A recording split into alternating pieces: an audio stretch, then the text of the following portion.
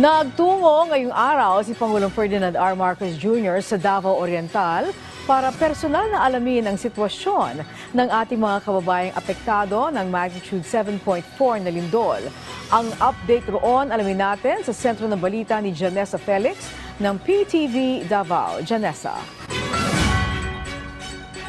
Yes, Angelique, personal na binisita ni Pangulong Ferdinand R. Marcos Jr. ang Davao Oriental upang personal na kamustahin ang kalagayan ng mga apektadong residente matapos yanigin ng magnitude 7.4 na lindol ang probinsya. Una nitong binisita ang Manay District Hospital upang i-check ang kalagayan ng mga pasyente at mga healthcare workers dito. Isa kasi ang ospital sa lubhang napinsala, dala ng lindol at kasalukuyan pa itong hindi pwedeng tukin kahit mga doktor.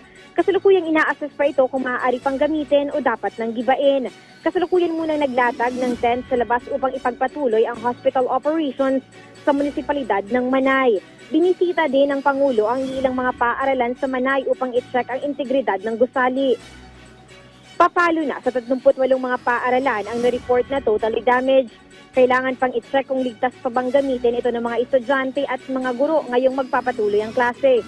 Dumiretso rin si Pangulong Marcos Jr. sa evacuation center sa Tarragona, Davao Oriental.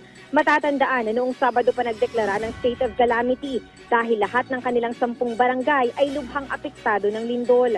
Angelique, siniguro ng Pangulo na mabibigyan ng pondo ang mga apektadong lugar sa buong probinsya ng Davao Oriental.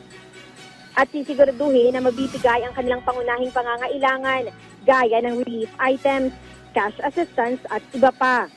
Mula dito sa Mate City, Davao Oriental, Janessa Felix para sa Pambansang TV sa Bagong Pilipinas. Maraming salamat, Janessa Felix.